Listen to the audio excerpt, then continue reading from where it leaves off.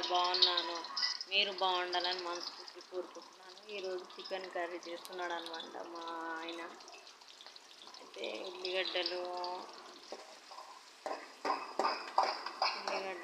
పచ్చిమిర్చి అవన్నీ వేసి బాగా ఫ్రై చేయాలి. ఫ్రై చేశాక అల్లం వెల్లుల్లి పేస్ట్ వేసుకోవాలి.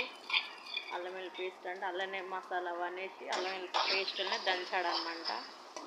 అయితే జలుబు లేచిందనమాట, అందుకే బాగా ఘాటుగా చేస్తున్నాడు అనమాట. తర్వాతకి పసుపు వేసుకోవాలి. పసుపు వేసుకున్న తర్వాత కొంచెం ఫ్రై చేసుకోవాలన్నమాట. ఏం లేదండి, బాగా జలుబు లేచింది, అందుకే నేనే చేస్తాను చేయండి అని నేను అన్నాను. తర్వాత కొంచెం లైట్గా గోంగూర వేసుకోవాలి, పుల్ల పుల్లగా బాగుంటుంది అన్నమాట. గోంగూర వేసుకున్న తర్వాతకి బాగా కొంచెం ఫ్రై చేసుకోవాలి. ఫ్రై చేసుకుని కొంచెం మధ్యలో మా ఆయన కామెడీ చేస్తాడు చూడండి, ఎక్స్ప్రెషన్తోనే.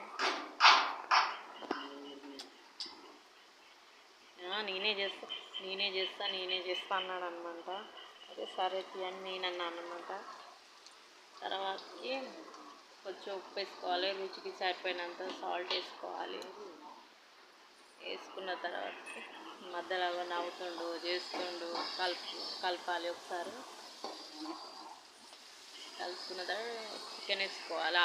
ఆల్రెడీ మ్యాష్ ఆనే కడిగే తీసుకొచ్చాడు అనమాట. అంటే అది ఉంటుంది కదా చికెన్లో, పక్కకి కలపాలి ఒకసారి. అంటే అందులో ఒక టమాటో వేసుకోవాలి, టేస్ట్కి తగ్గట్టు కలుపుకోవాలి ఒకసారి. మూత ఓపెన్ చేసిండు అనమాట. అది కొంచెం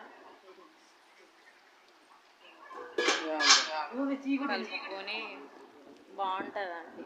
మస్తు వండుతాడు. అది ఎప్పుడో ఒకసారి వండుతాడు, వండమంటే వండడు. ఎప్పుడో ఒకసారి వండైనా టేస్ట్ బాగుంటుంది అనమాట. జలుబు లేస్తే ఎమ్మటి ఇట్నే పోతుంది.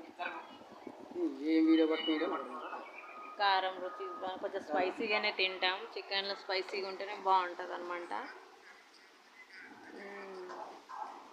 కలుపుతుండు.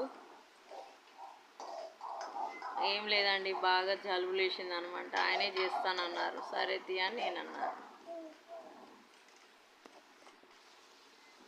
తర్వాత కొద్దిగా చింతపండు పోస్తే బాగుంటుంది అనమాట. అంటే పుల్లగా ఘాటుగా బాగుంటుంది. మిరియాలు అవన్నీ వేసిండు అనమాట.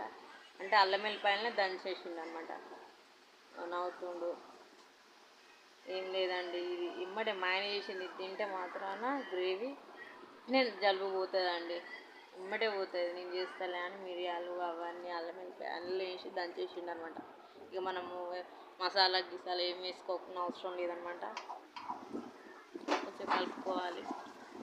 కలర్ఫుల్గా ఉంది కదా చికెన్, బాగానే ఉందండి. నేను ఇంకా తిని చూసాను. కాసేపు మూత పెట్టుకోవాలి, చికెన్ ఉడకాలి కదా. టేస్టీ చికెన్ కర్రీ అనమాట.